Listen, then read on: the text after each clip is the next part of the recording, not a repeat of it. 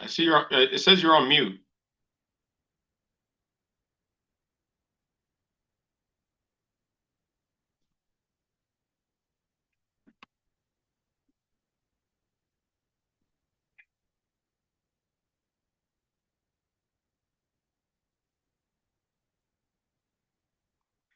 Headset. Okay.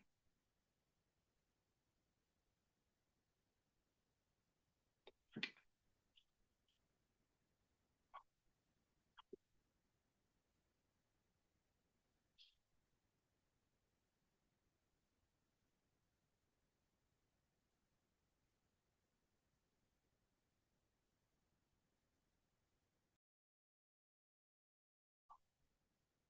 This meeting is being captured by Jump AI Note Taker. By attending this meeting, you consent to being included.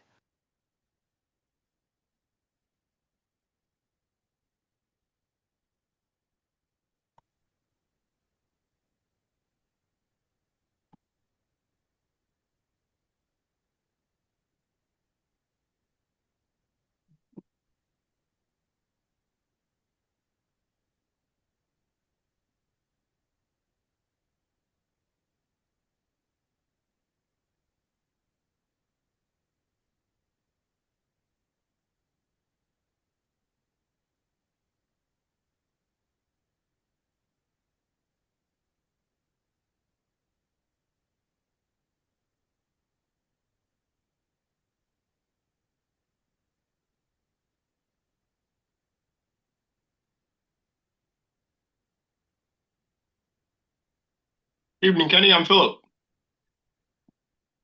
Hey, Philip, how are you? Well, how are you? All is well. That's it. Happy New Year. You too.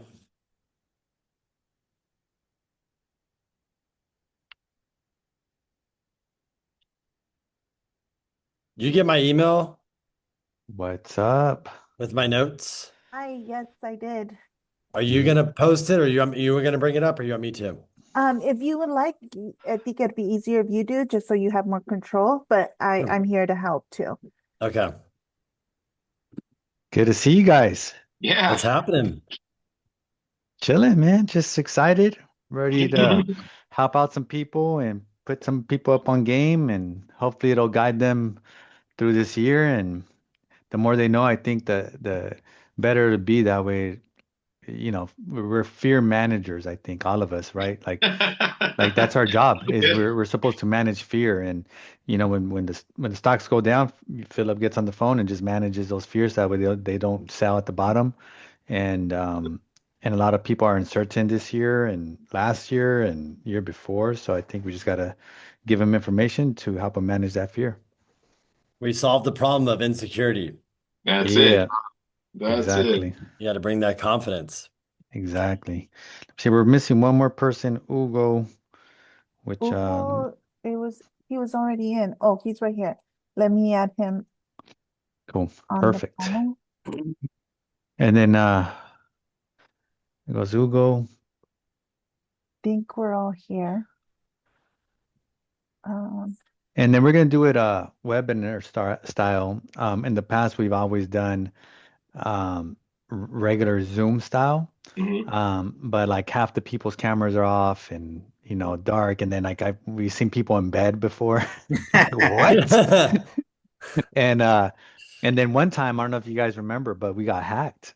Yeah, I remember And that one. I and they remember started that playing, one. yeah, they started playing like adult content. Oh And my there's gosh. yeah, and there's like 70 people, and then they just like took over the thing, and we're like panicking. It was crazy, but um I'm happy that so that's why we're doing webinar style. Okay, so Got it's it. gonna be a little bit different setup today, but good to see you, Ugo. Welcome. Hey, what's happening? I've So never done it looks a little different, I guess. Not too bad from regular Zoom, right? yeah, it's gonna look a little bit different. And so we're gonna kick it off with Ugo first, and then Kenny, and then Philip, and then I'll close this out. Everyone gets 10 minutes, and then we're gonna have like a 5 minute Q&A. You guys already have your talking points in your presentation, so you guys could just run the show there by sharing your screen. If you need Sure. Claudia's help, Claudia's here to assist and whatever you guys need. Like you've lost your presentation or whatever, she could just go ahead and take care of that. Do you guys have any questions before we start? No. Ready Rock when and you're roll. ready. Yeah, rock and roll. Cool. Sounds good. So 6:29, I think, Claudia, we just start letting people in that we could kick it off. So Yeah. here I'm trying to go to the share screen. Let me see, it's saying disabled share. Okay, cool. Let me Oh, can all of you guys try too? Philip and Yeah, Kenny, just to see mine if you says guys. sharing is not turned on. you're logged in? We Yeah, sent a okay. request. All right, cool. Claudia, Yeah. they can't share their screens. So Let me see. I'm let looking me at you're still And waiting to be let in? Hmm. let me You have the see. right link. Put on, let me see here. Pins Uh, for everyone. Rename allow to people are logging in. multi-pin. Is it asking you for the, hold on. I see 10 attendees logging in. So Claudia, Yes. nobody could share their screen except for me. Let Heads me up. go on here. Um, Uh, yeah. You guys see that? Yeah, I can see it. yeah, Okay, I got perfect. mine. It's working. Perfect. All right, so we All got right. Kenny's let me see, working. let me try mine. Okay. You guys, don't make me lose. Sometimes that screen share is tricky.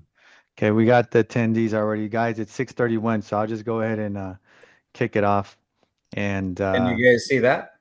yeah, we could see uh different things.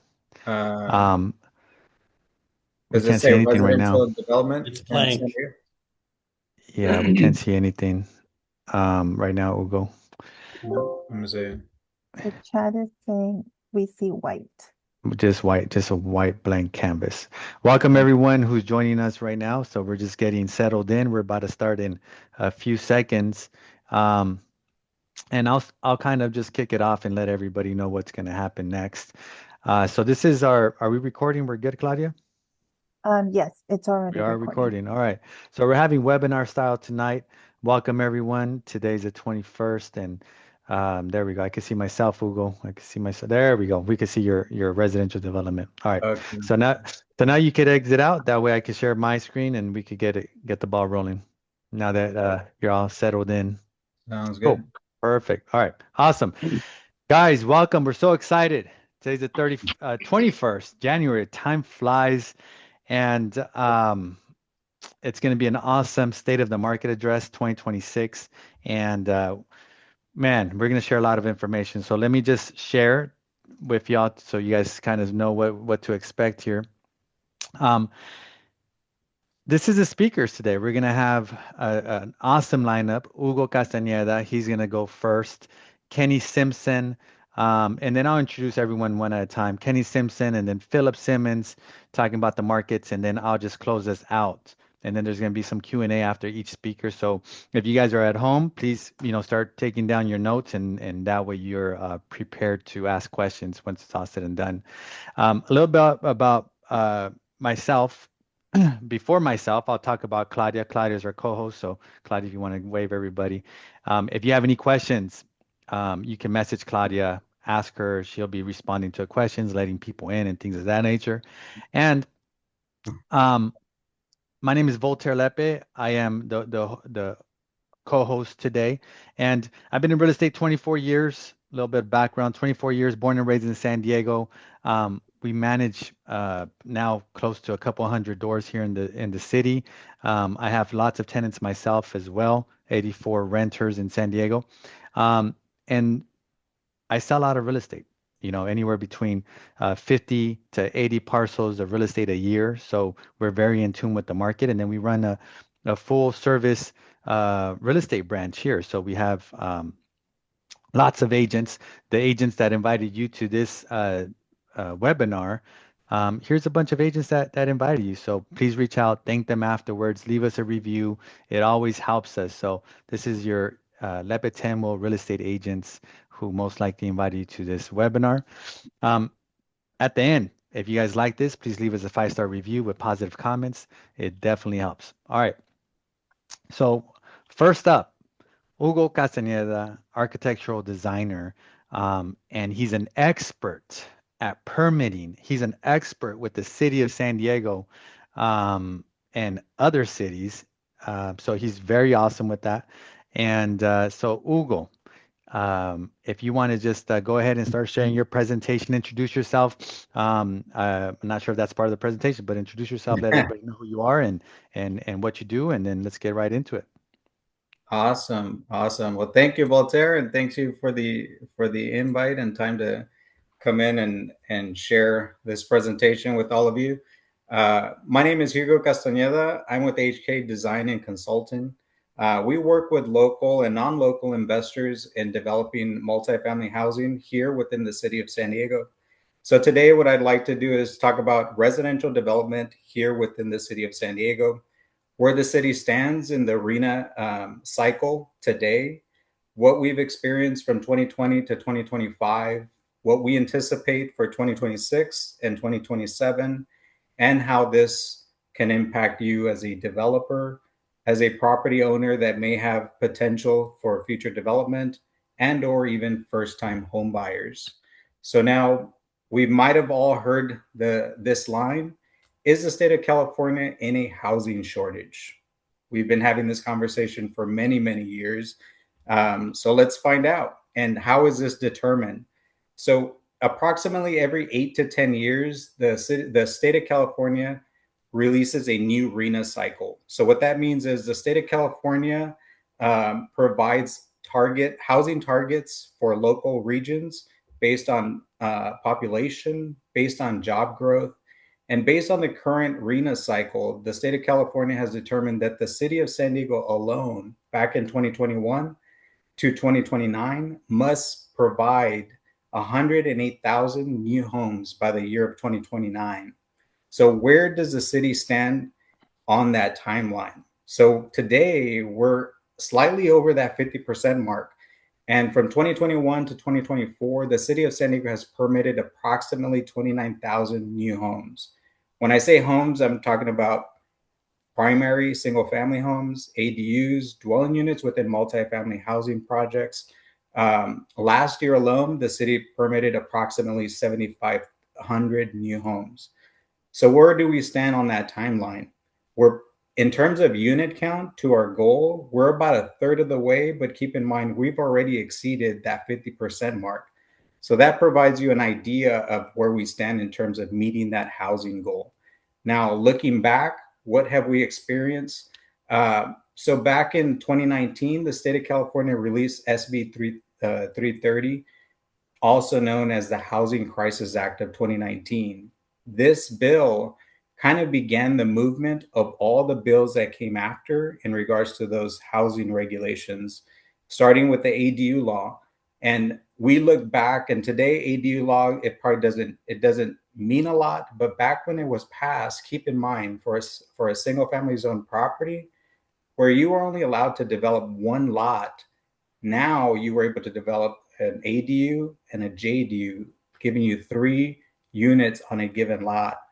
The following year, the city of San Diego adopts their own ADU regulation and incorporating the ADU bonus program. That became huge.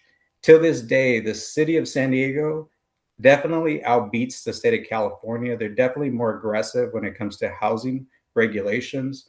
This is just one of many of those regulations.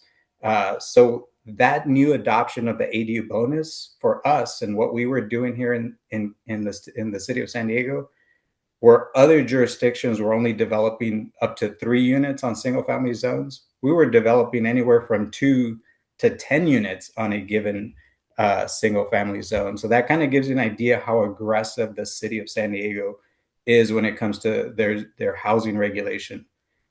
In September 1st of 2020, the city of San Diego also releases their complete community housing solution ordinance. This ordinance alone, and these projects that you see here are some examples of what a complete community project looks like. This ordinance was primarily for multifamily zone properties. Just to give you an idea, properties that had a maximum density of, let's say, 10 to 15 units. Under this ordinance, you can now develop up to 40, 80 plus units.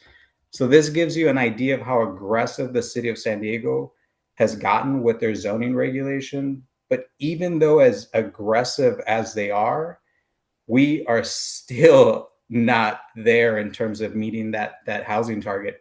So looking back, what have we experienced? Definitely a zoning increase through a density increase throughout all zones. Single family is that example of ADUs, and the complete community is just another example for multifamily zoning projects. But as we were kind of ending this first 5 year cycle, there were some interesting bills that also were passed that we haven't taken advantage of, but this is kind of the beginning of what we're going to begin to foresee in the near future, this year and next year. So SB 9, and you'll notice the comparison between these three bills. So SB 9 is a bill that allows you to take a single family zone property, chop up that property, and develop a single unit or a duplex on the backside and allow it for sale. AB 1033 allows you to condo map an ADU for the purpose of sale. SB 684 allows you to take a single family zone property or a multifamily zone property, chop it up into 10 lots, develop them with 10 units for the purpose of sale.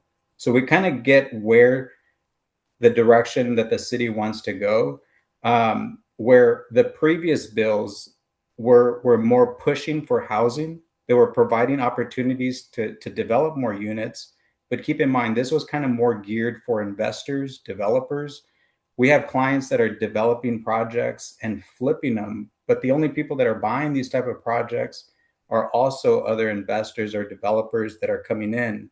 Now with these new bills and what we're foreseeing, this new initiative that Todd Gloria just announced, the neighborhood homes for all of us, his goal for the city of San Diego moving forward is to be able to provide more opportunity for ownership. Now, in this initiative, he's also mentioned summer of this year, he's expecting to release new regulations for the city of San Diego. He's expecting those regulations to hit city council by summer of this year. So what do we foresee moving forward? Moving forward, we're definitely foreseeing a lot of the red tape to be taken out, because a lot of what needs to happen in order to create these homes for sale, a lot of that eliminating discretionary type review process needs to be eliminated. That would help move projects quicker. And at the same time, I think we're still going to continue to see more homes, more aggressive regulations for additional housing because of the lack of housing that we need to meet. But more importantly, there's going to be more projects. And that's kind of been the talk in our little circle of other of investors and developers. They're looking for properties where they can come in and develop. Let's say they take 3 lots, 3 adjacent lots, they can chop them up into 15 units for sale. Now they've kind of created a small subdivision within 3 adjacent lots. So let me just kind of pause here. That way everyone understands what's going on. Mhm. Why is this important? Because you might be thinking, well, I'm not an investor, I'm not a developer. Or, Well, yeah, a lot of people on here are homeowners. So guys, you have to understand the value of your land, the value of your home. You might just be coming in and be like, well, this is my 2-bedroom, 1-bath house that I live in, with no big deal, right? And it's in North Park or it's in whatever part of the city. But what you have to understand is all these laws that you're finding out about right now that most people don't know about, could allow your value to be higher. So if you go to sell, it could be higher. absolutely. Or if you want to make some money as a real estate investor on your own home, you could go ahead and do so. So make sure you Yeah. pay attention. You're taking notes. Go ahead, Hugo. So, like for example, like everything that Voltaire just mentioned, and how this definitely benefits, because everything we've been seeing from 2020 to 25 was primarily geared for like developers, investors. But I think a lot of these new things are going to be even for a homeowner who, if you have an existing single lot, existing primary on a lot, and there's potential added value, like for example, SB 9 that allows you to chop up your land, and you can sell it. You can sell it without developing it, and that'll give you the opportunity to generate some revenue off of it, rather than having to have to fork out the funds to develop that project. Or maybe you can develop that property and you can sell it off. But there are definitely going to be more bills to come, and this is also geared for first time home buyers. Right now, where we are in the market, there's just the lack of inventory. This may be an opportunity to provide more housing onto the market, but the ability to take an existing lot, think of an existing lot and the value of that lot, to chop it up into potential 10 lots, to develop 10 smaller townhome type units that you can sell. The goal is definitely, the word on the street is that the price would definitely be lower, just because of buying the property. You're buying a single lot rather than buying multiple lots. But time will tell, if time will tell on that one. We've heard that line many times, but this will definitely, moving forward, will provide opportunity for first time home buyers, as more housing will be allowed to be able to come on the market because of these new bills that are expecting to pass, and just based on the new initiative that Todd Gloria plans to move forward to city council this summer. Perfect. Okay. Well, we're running up on time. I could listen to you forever just because so much knowledge and all these little nuggets. It's like money in my pocket, you know? Yeah. But did you have any final slides you want to share with us? Uh, that Your was out the last slide, yeah. And Okay, perfect. So what's your outlook in your department?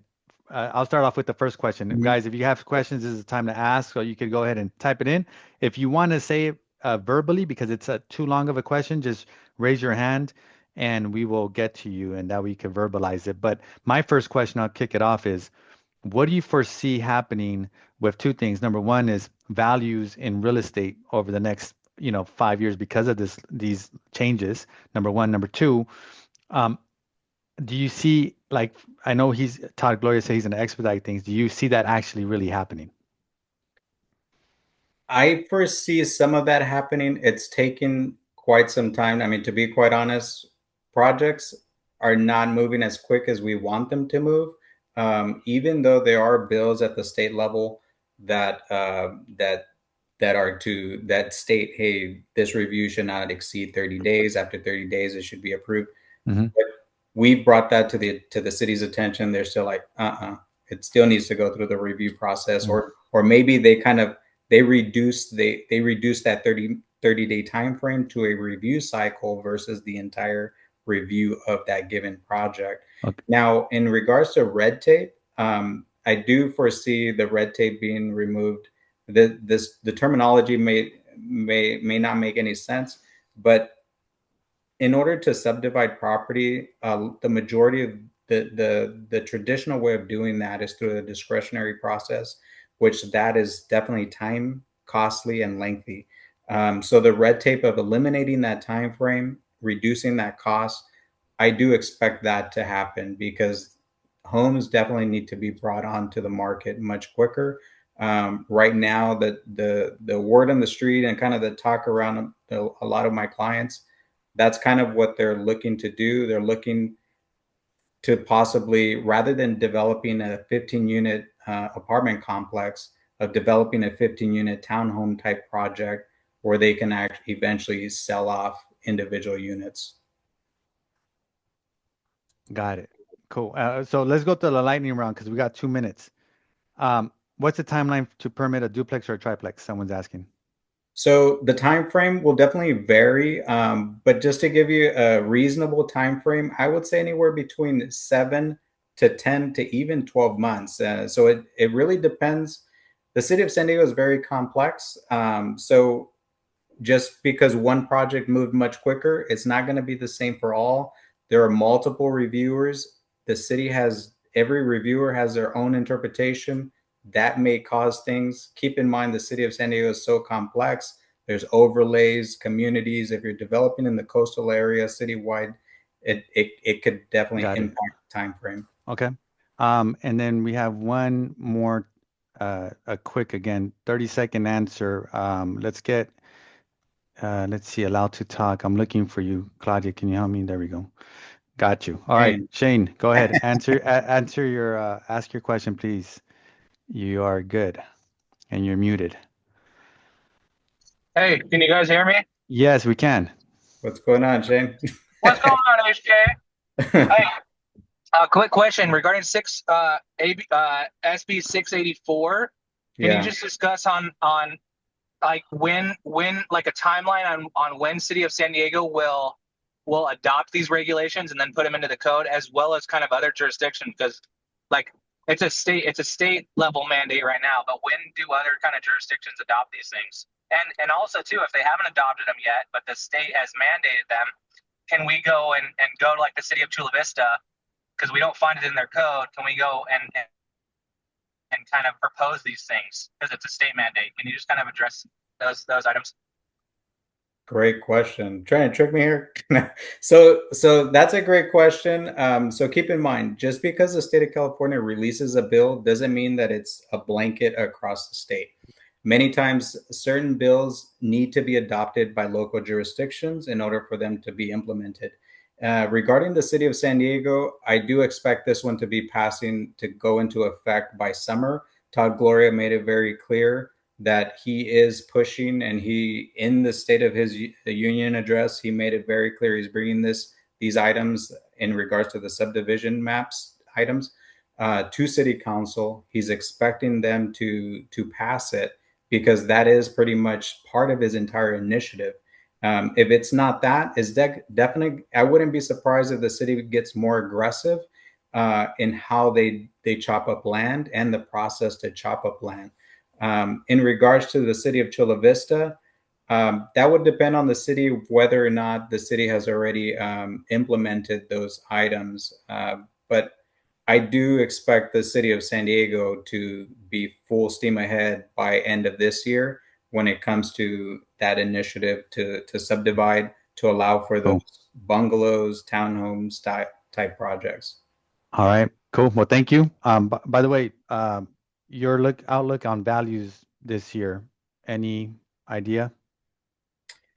There is a chart. I do have a chart from the city of San Diego that actually shows the cost of living and just the trajectory. There is no stopping. That thing is still climbing. So you think values are going to increase in real estate? Yeah. So when we Okay. talk about housing, real quick, I know there's all these initiatives and regulations to increase housing.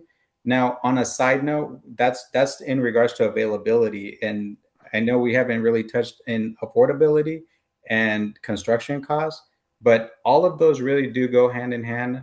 So I'm just hoping that this new initiative is a way to reduce costs for those first time home buyers, because it will be a creative way to provide that type of housing on the market that's currently not available today. Cool. Thank you so much. All right, we got to move on. I'm pasting a question that we didn't get to in the comments. So if you want to just type that in, Hugo, thank you so much. And then just hang around in case we have some time for some Q&A a little bit later. Our next speaker, our next guest is a really solid financial lender. Okay. His name's Kenny Simpson. He's been doing this for a very long time, and he's going to be able to tell us exactly what's happening in his world with lending and what he sees going to happen into the future. So can you guys still, it says I've been signed out. I hope that's not me. Let me see. But anyhow, Kenny, if you want to take it over. Yep, thank you. Voltaire, my voice is a little shaky, so I will do my best. Anyways, I appreciate for inviting me on. My name is Kenny Simpson. I've been in this business over 20 years and funded a few $1 billion, helped over 5,000 clients. And I do a lot of content, so I'm excited to kind of go through what is going on in my world and how that can impact or help you. So let me bring up, everybody can see that? Yes, we can. Mortgage Cool. rates. Mhm. So I'll move quickly. And then Hugo, I can piggyback on some of the stuff you mentioned about ADUs because there's some stuff coming down the pipeline that'll be good for first-time home buyers or homeowners, finally Fannie and Freddie woke up to the ADU rules, so that's exciting for all of us. So, mortgage rates and trends for 2026. Um, let's just go through it. The biggest announcement is going to be is we're going to get a new Fed chair. That person is in charge. If you ever hear of anybody cutting rates, Mr. Jerome Powell. Um, likely agree or disagree. This person's going to come in and probably cut rates up to 100 basis points.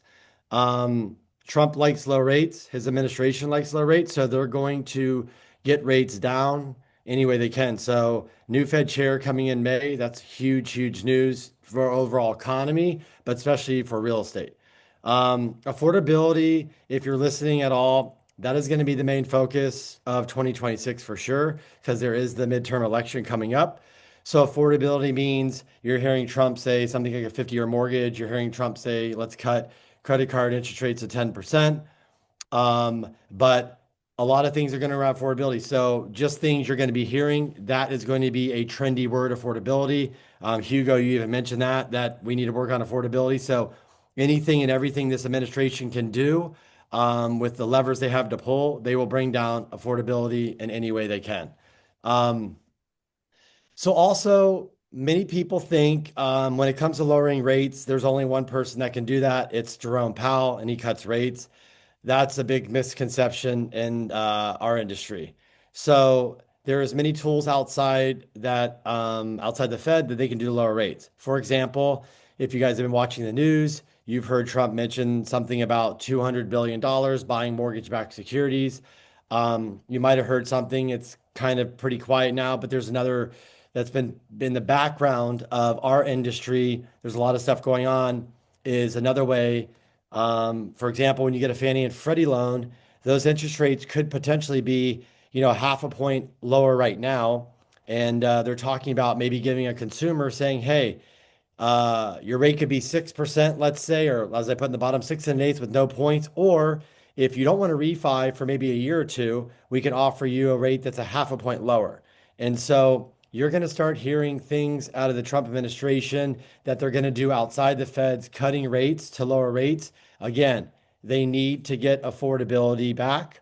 The average home buyer was used to be in the low, I believe the low 30s. Now it's moving up closer to 40, and it's unacceptable to them. So What does that mean? that means the average person that buys a home now, instead of being around low 30 years old, 33, Oh, years old. Okay. yeah, I now thought, okay. it's closer to 40. It's Got because it. the biggest thing is they need more money down because they need maybe better job, higher wages, more save, more Hmm. comfortability, more confidence. And that's all because things are cost more money. And it's not just rates or housing, it's also the cost of insurance, as we all know on here that deals with real estate has gone up. Um, Hmm. so the biggest driver that many people don't understand or talk about of why rates went down, even just recently when Trump announced the $200 billion that he plans on using to buy back mortgage-backed securities, which brings rates down, um, is it's not because the 10-year treasury went down, which I mentioned here. It's because there's a spread between the 30-year fix and a 10-year treasury. That spread actually got all the way up to 3% in 2023. That spread, as of last week, was down to 188.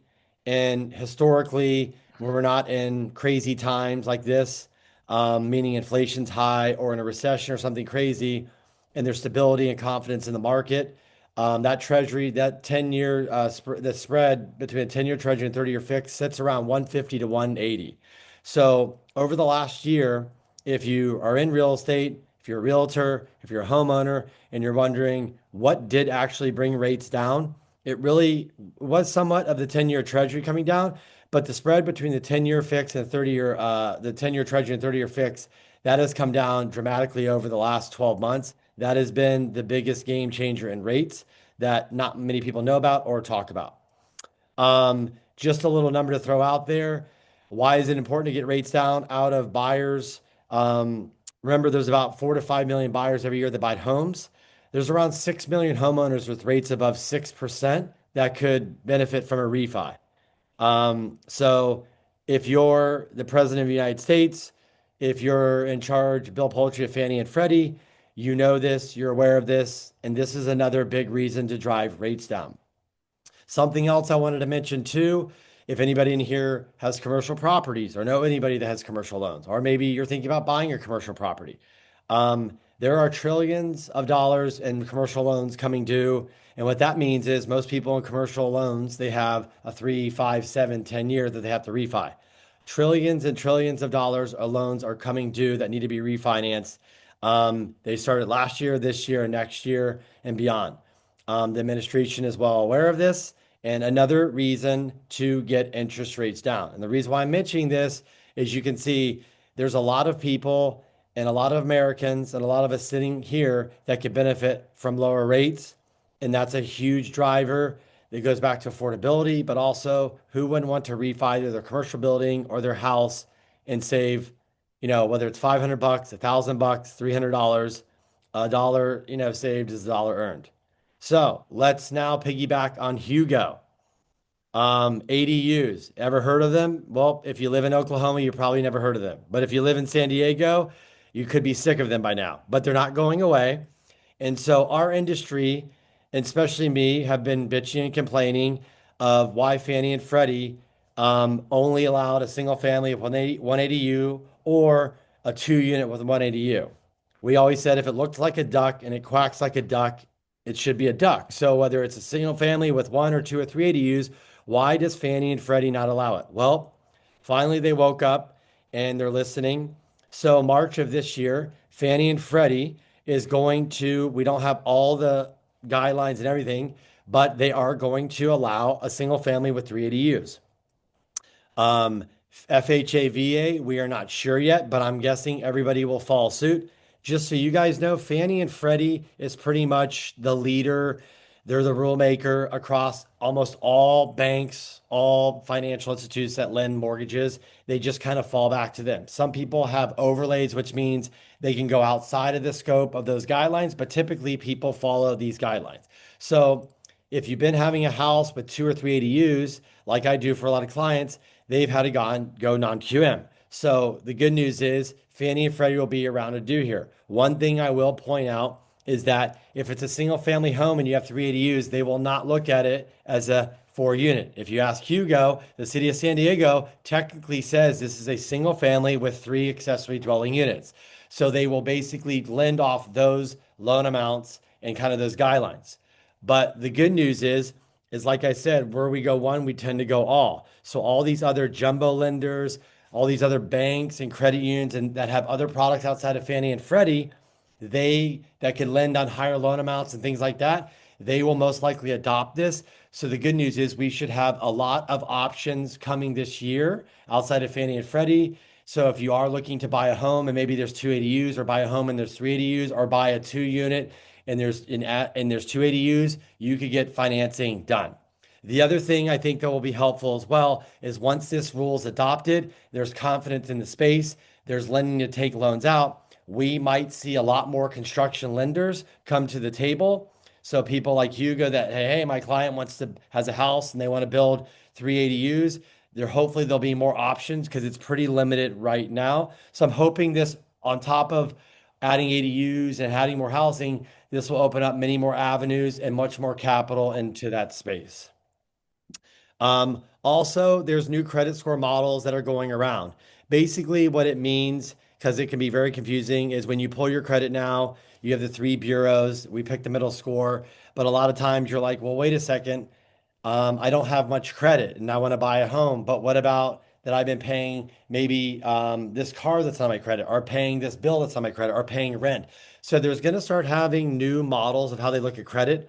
It's not really straightforward. It's not available everywhere. I would say we don't even really have that great of context or information around it, or people really know how to explain it.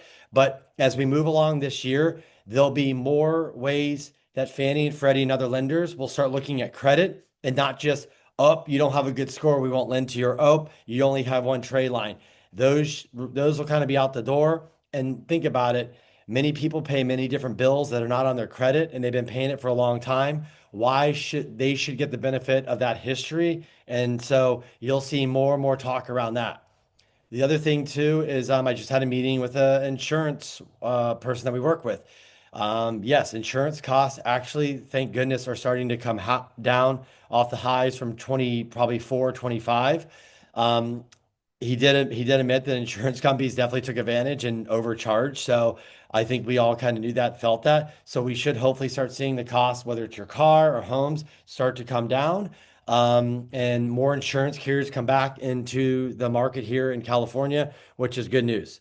Last but not least, I just wanted to say something to back Hugo and off topic here for a minute. I do deal with, as Voltaire, a lot of real estate investors, Crystal and I.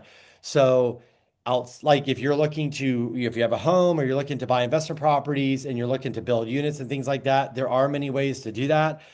We do a lot of different loans where people come in, they buy a house, they build the ADUs, then we take it out with a DSCR loan or a conventional loan or a non-QM loan. So there are many options. Even if you own a house, or you own an investment property that is a house, and you want to build those ADUs, there are companies right now that will lend you the money. It does depend on experience and things like that. But if you're wondering if that's available, it is. People do it all day, every day. So I just wanted to piggyback on what you said there, and there is options. On top of that, to wrap up, here are some rate examples that I kind of have to offer just to put quickly. Conventional 6 and 8 with no points. FHA 5.65, no points. VA 5.65, no points. Jumbo 6.375, no points. And so that's kind of where rates are at right now. Where do I think rates could end up at the end of the year? Because Trump's administration has many tools outside the Fed and they will use them. When you listen to Trump and his team, whether you like him or not, they never talk. They want to cut in 50 basis points. They talk about they want to cut in 150 basis points. They don't talk about a 10-year treasury at 3.5. They talk about it at 3.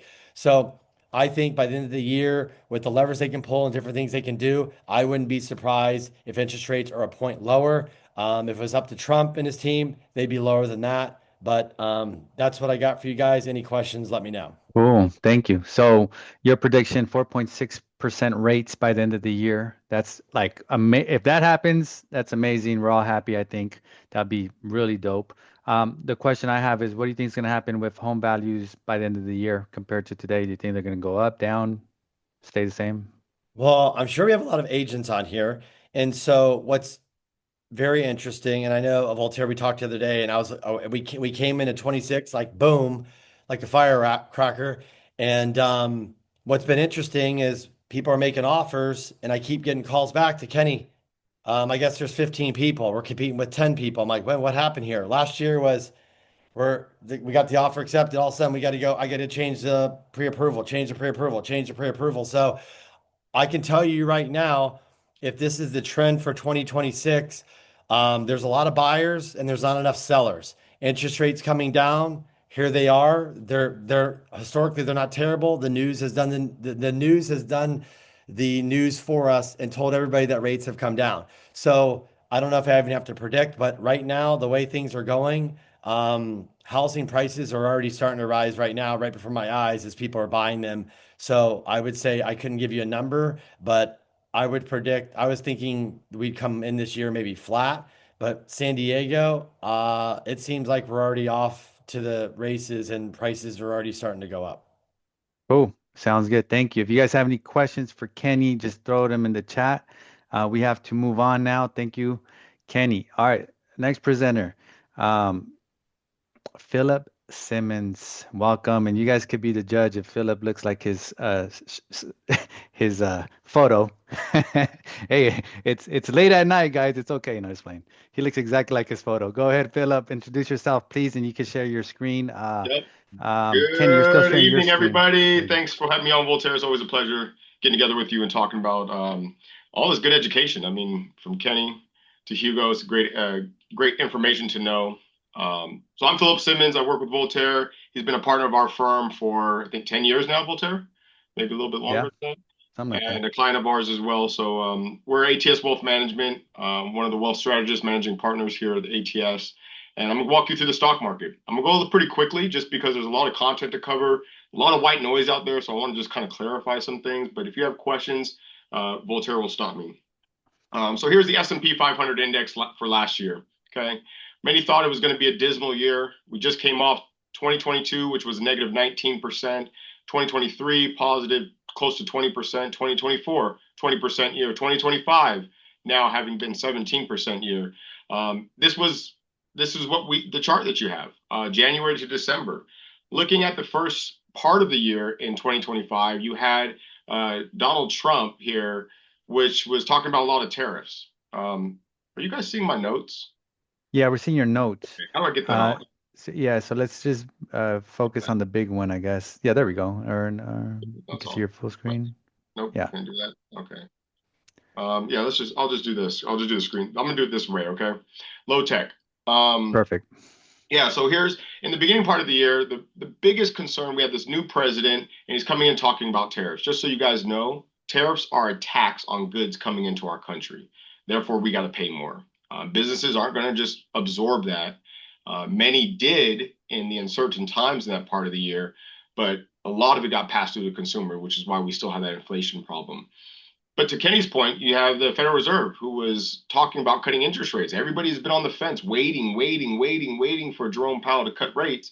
But it's a pretty smart guy. He knows better. He's seen it. He's been around the block several times, and he knows it wasn't the right time.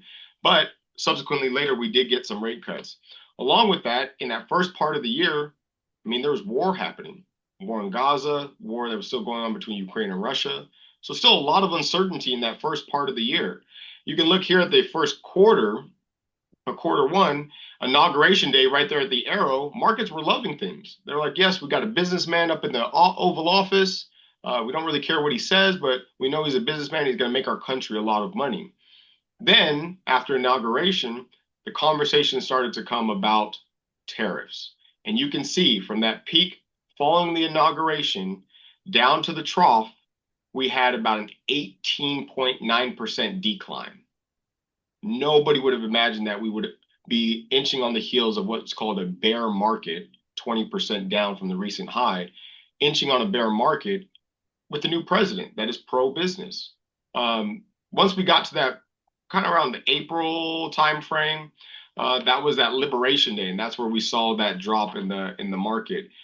But after so, of course, he rescinded on his tariffs and said, you know what, we're going to pause everything, let you guys all get your ducks in a row, and we're going to come back to the negotiating table and try to make some things happen.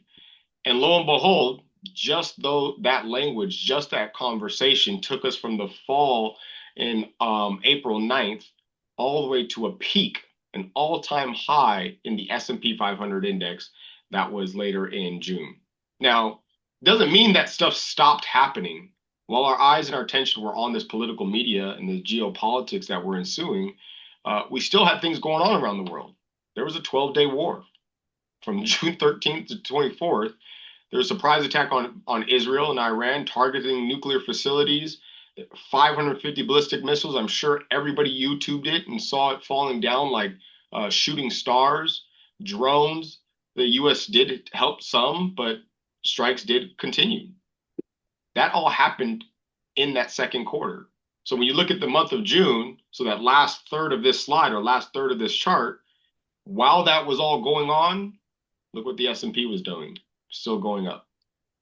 Third quarter came around, we still were impacted by a few things, but look at that positive run all the way through third quarter.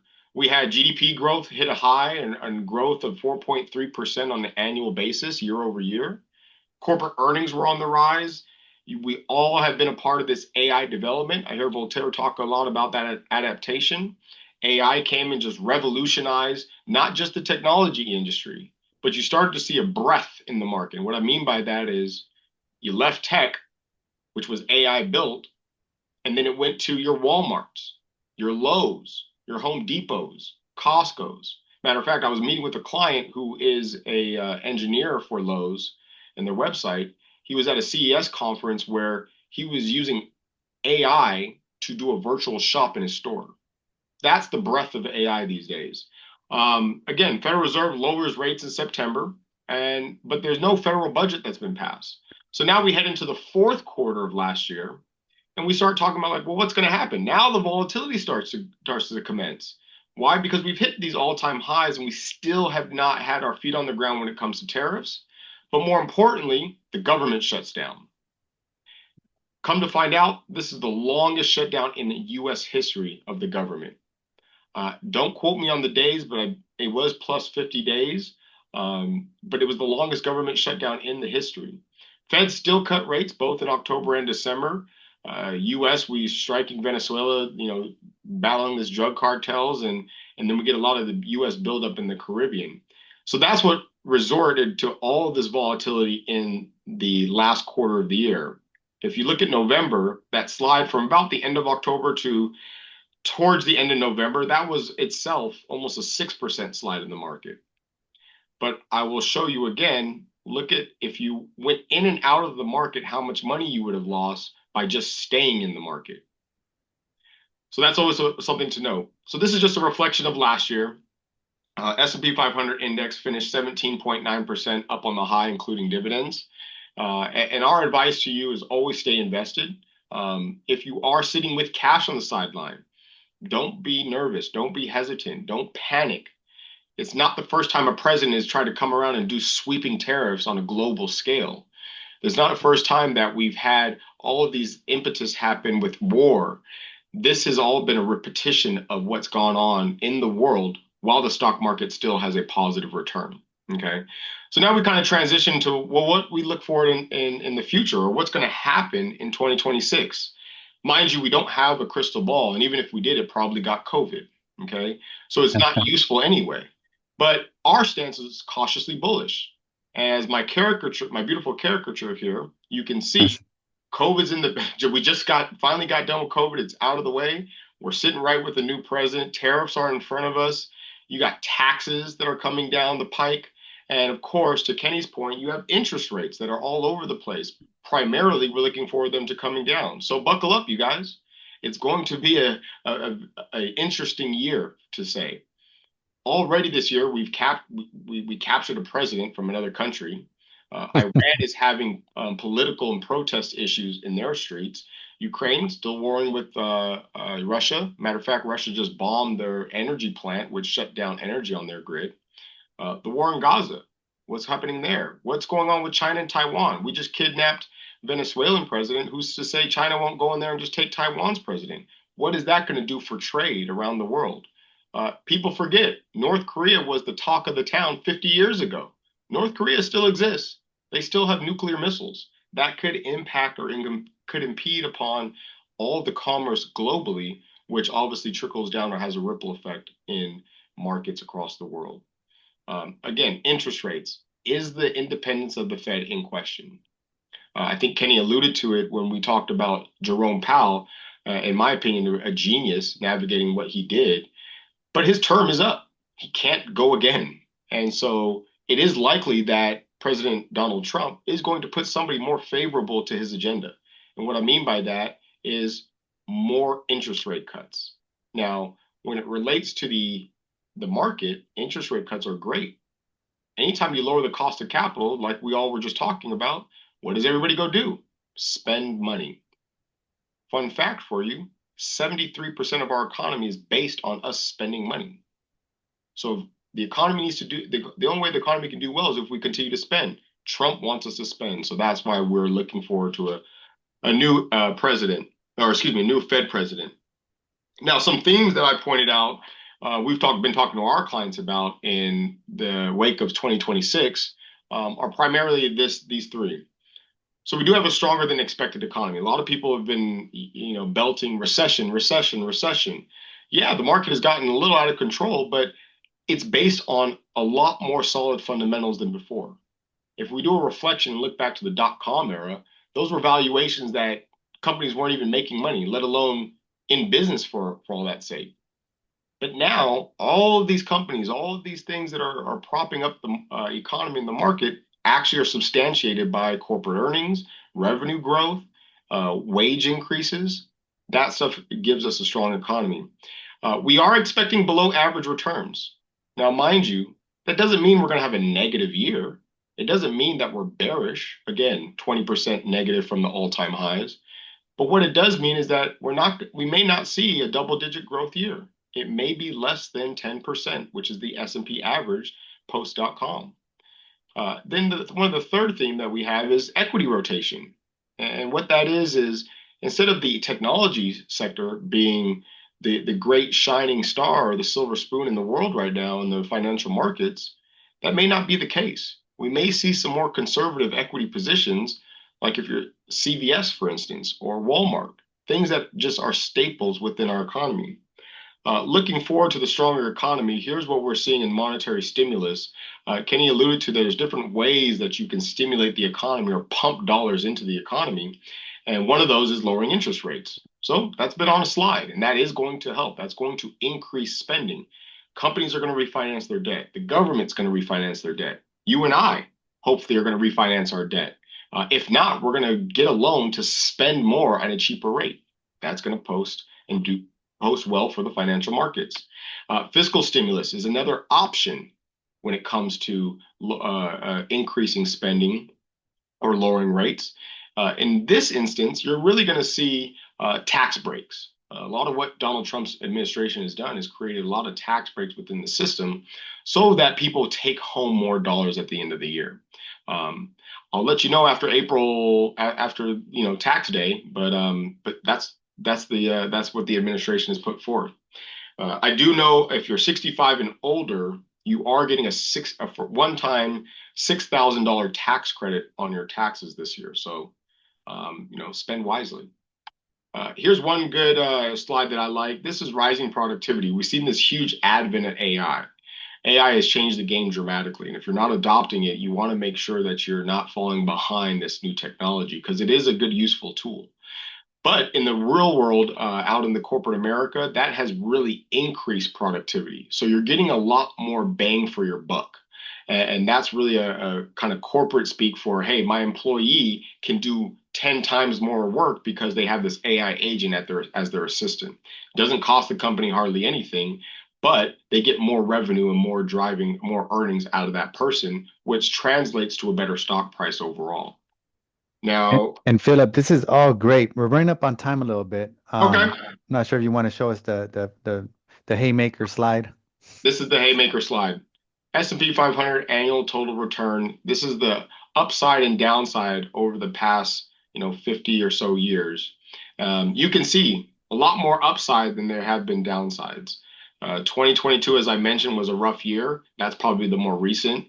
But if you look just in the past decade, 2020 to now, or even going back to 2015, you have only 2 years out of that time frame that was down. So I leave you with this: stay invested in the market, talk to your financial advisor, come talk to us about how to execute and leverage every single dollar that you earn. Your money should be working as hard as you are.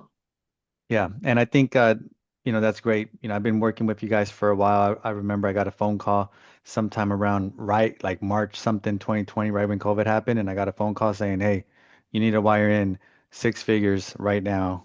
We need to buy some stuff." And thank God I listened. So you guys done a great job for me. Thank you so much. What questions do you guys have for Philip before we move on to real estate?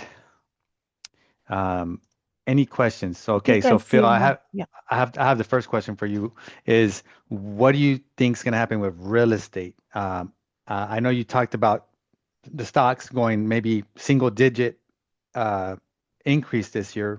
What do you think on the real estate side? Any idea? So I didn't get to that last slide, but when I was talking about the equity rotation, so that's when we talk about sectors moving and being different. AI is not going to be the leader, in our opinion. You are going to see a transition to more of a safer, conservative stock equity portfolio, and that includes real estate. A lot of things like real estate investment trust, or just real estate companies overall. Lennar Homes, some of the other names, I forget. But if you Home look at Depot, those, maybe? huh? Home Depot, maybe? Oh yeah, Home Depot. The builders have already. Caterpillar had a great year. It was up 75% last year.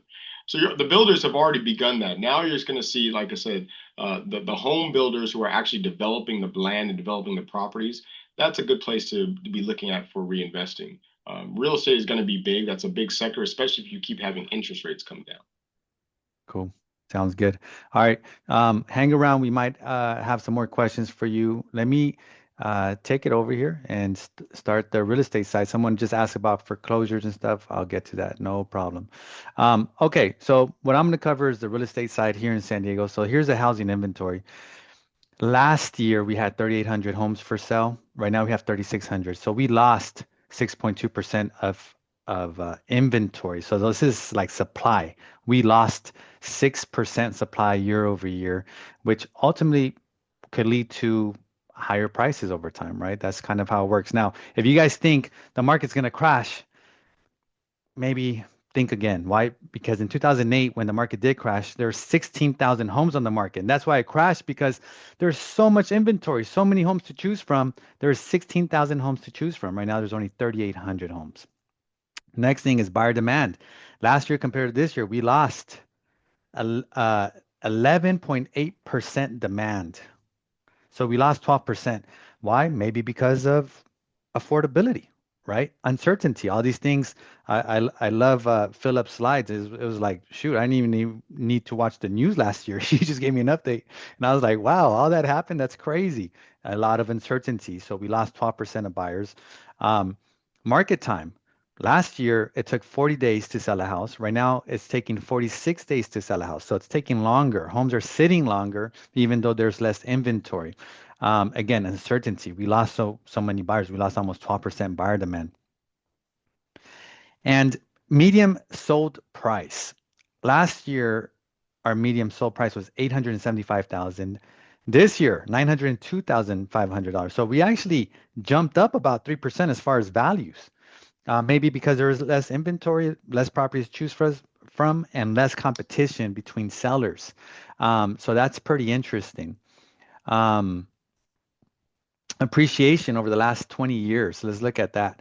So 20 years ago in January, the median price home in San Diego, and when I say median price home, I include condos, townhomes, single family homes, was $491,000, which back then I remember being a realtor back then. I'm thinking, oh my God, prices are so expensive. Like this cannot sustain, you know. And now look at that. We basically almost doubled. We almost doubled, right? The prices. So we were up 83% since over the last 20 years. So if you buy your home back then and all you did was sleep, eat, and poop in your home, you made a lot of money just for doing that. Imagine that. So that's a 3.1% average year over year just by owning your home. That's why I say, you know, if you're gonna live in San Diego for 7 years or more, you should own. 7 years or less, you can rent. No big deal. This is pretty interesting. All the homes out there, okay, 20% of all the households that have a mortgage, that's 3% or less, that's 20% of all the households. So what we saw was last year it was 22%. So every year there less and less people have a 3% or less mortgage. Why? Because they're selling their homes, they're refinancing their mortgages because they need money, they need to sell, they need to move. So this is the lowest that we've seen in the last 5 years. 20% of all households have a 3% or less mortgage. Now, 52%, half of all the households have 4% or less. This is an interesting stat right here. 40% of all the households have no mortgage. So imagine, for prices to drop, people need to be in trouble. It's really hard to be in trouble on your home if you don't have a mortgage, if you own it free and clear. And that's 4 out of 10 people own their property free and clear. Real estate cycle. What causes foreclosures and things of that nature? Well, an expansion in the market, an oversupply of homes, right? Homes coming on the market, construction, oversupplied, and then that causes recession. We're not there. We're not in an oversupply. You know, right now, if I was to guess anything, would be right here between like expansion still, right? Because we're still trying to build, you know, all these ADU laws and all these things are helping us expand our inventory, but there still isn't a lot. Someone asked about foreclosures. Well, last January, there's 42 foreclosures in San Diego. This January, there's 19 foreclosures. Now, this is in a county of 3.1 million people, guys. These numbers are super low. Can anyone guess how many foreclosures there was in 2008 and 2009 on a monthly basis? Can anyone guess? Claudia, is anyone guessing in there? So you have an idea. You could compare a real foreclosure market compared to 19 people lost their homes in the last 30 days. Anyone take a guess, Claudia? No guesses. We need at least Everything's one guess. You guys aren't no fun. Oh, we got 250, 11,000, 100, 1,000, 1,000, Good guesses. Awesome. I like that. Thank you. Someone said 6,000. 6,000. So the real number is 4,100 foreclosures a month. 4,100 people a month in San Diego County were losing their homes in 2008, 2009, 2010, and that caused values to go down. So we're nowhere near those amounts. And with 40% of the homes being paid off, I don't think we're going to get there anytime soon, not even close. Let's look at equity. Nationally, 40% of the homes were paid off. San Diego was closer to 32% last 5 years ago. Now it's close to 40, or yeah. So San Diego, San Diego 31%, 40% nationally. Sorry, and then total equity of homes that had at least 50% of equity or more is 47%. So 47% of homeowners have over 50% equity. That's pretty crazy. Positive equity of 20% or more, that's 8 out of 10 property owners have 20% or more equity. So this red right here, this signifies equity position. That's a lot of equity that we have. Rent prices, they've been 2019, the average rent was 1,590, 2023, 2,300. So it's like a big jump. 2024, a 7% drop. 2025, a 12% increase. So we had a big drop in 2024, and I think a lot of people felt it. But over the last 12 months, we've seen a little bit of increase. And then occupancy rates were at about 96%. So last year or 2024, we were at 93%. So we made a little bit of a comeback. And then here are the averages for studios: $2,100 across the county. 1 bedrooms are $2,400, 2 bedrooms are $2,900, and 3 bedrooms are $3,581. 1 bedroom medium rent prices. 2025, San Diego was at $2,350, and then this year the 1 bedrooms dropped to $2,250. I think maybe because of all the ADUs, I'm not sure. Maybe a little oversupply of apartments. If we compare affordability and we break down last year, January, for 875 home, the medium price home, it was $5,400. This year, the median price home of $902,000 is almost $5,400, about the same. Why? Well, because interest rates dropped a little bit, right? Last year they were about 6.5 around this time, and right now they're 5.85 around this time. So that's why affordability is about the same, and maybe that's what caused values to go up as well. So let's go over the overview of opportunities this year, 2026. Number one, borrowing money now and paying it back over 30 years. That's the best opportunity I could tell you guys. It's almost like if someone says, hey, will you let me borrow $1,000? And you go, yeah, $1,000, here's 1,000. When are you going to pay me back? They go, give me 30 years. You're going to be like, dude, you're crazy. No, man, I'll give you a week, maybe a month, but 30 years. So just imagine how powerful that is. We're one of the only countries in the world that has this type of system that you get to pay back the bank over 30 years. And I don't think people know, and Americans definitely don't know, because they're not comparing it to anyone else. They're not comparing it to Canada or Mexico or other countries where there's no financing at all, or you have to come in with big 50% down payments, 40% down payments. So once you start comparing it to the rest of the world, this is the best deal. Second, ADUs, invest in them. I'm going to click on this link. I don't know what's going to happen. Okay, this popped up. So check this out. This is borrowing money over 30 years. I guess a quick example. If you kept $1 million cash in the bank without investing it over the next 20 years, and the average inflation has been 2.9% annually, your purchasing power 20 years from now is only $569. So that $1 million get diminished to $569,000. That means you lost $430,000 in purchasing power.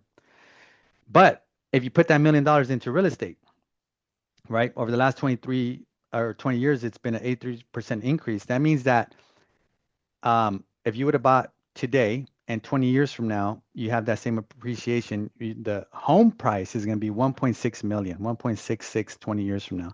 So that's kind of like how the numbers pan out to be. So buy real estate, buy your home. Number three, the weather. This is the greatest opportunity. So the weather, San Diego real estate market, I think prices will stay strong. Why? Look at, I asked ChatGPT, what are the top 10 cities in the world for weather? San Diego number one, Medellin number two, Santa Barbara, Cape Town, Sydney, Australia, Lisbon. This is the world. This isn't just like in California or the US. Number one in the world, ChatGPT. Cool. I asked Google the same question. They just have it flip flop. San Diego's number two in the world. Medellin, Colombia's number one. Spain, number three. Kenya, number four. So, guys, if you're San Diegans and you just never been outside of San Diego, that's why you think values are overpriced. They're not. In the world. And I started finding this out when I started traveling many years ago, when I would be like in anywhere. I'd be anywhere in the world and I'd be like, it's kind of cold or it's kind of hot. Like San Diego's perfect. You know, and guess what? Outsiders. Values always come from outsiders. So the outsiders notice that it's underpriced. They come in and they swoop up all these properties. So take advantage. Number four, investment properties for high earning individuals. So I think that's the other opportunity this year. If you're a high earning individual, there's some tax laws that got passed last year that could significantly drop your tax liability. If you're making $300,000 a year, $500,000 a year, $1 million a year, you could save a ton of money by buying real estate. We won't get into the nitty gritty of the tax law, but that brings me to my fifth opportunity that I see, and that's following the money. Just like we were talking about earlier, how do we follow the money? Who's the president? Trump. What does he own? A ton of real estate. So is he going to make it better for real estate investors or worse for real estate investors? Better. So if you follow the money, he's going to do whatever he can, like you just heard, to drop interest rates, to make tax laws favorable. He already did for people who own real estate. So you just got to follow the money. Do what the rich people are doing. So those are my opportunities. And I'm looking at the comments. Gio says it's a 50% down payment minimum in South Korea. 50% down payment minimum. So long story short, we're super blessed. But you have to understand that you're super blessed. And I think once you understand that, that's when your eyes open, you start taking advantage. Guys, if you like this presentation, leave us a 5-star Google review. Whoever invited you, just say, hey, you know, Gio invited me to this training, or webinar, annual state of the market. I really enjoyed it. And I'm leaving Gio a 5-star Google review. If I invited you, you know, give me one too. I appreciate you guys. Any final questions, please type them or raise your hand, and then we could answer them right now before we wrap up. I know we had one from the very beginning. I think, yeah, so it was do these proposals supersede Coastal Commission, and Hugo answered it. And Hugo said any new code changes will be implemented throughout non-coastal areas, properties located within the coastal overlay first. All new code changes for the properties within the coastal overlay will need to be approved by LCP, Local Coastal Program, first. Then it gets implemented within the coastal overlay properties. Very complicated question, but I like it. Cool. Any final questions, anybody? All right. I think we did a good job. This is going to be posted on YouTube, Facebook. Thank you to Kenny, Hugo, Philip, Claudia. We appreciate you guys. You guys crushed it. And hopefully you made a lot of people money in 2026. We'll see each other next year, okay? Peace. I think I did the best. I think you did. All right. Peace. Bye. Thank you. Thank you. Thank you. Thank you.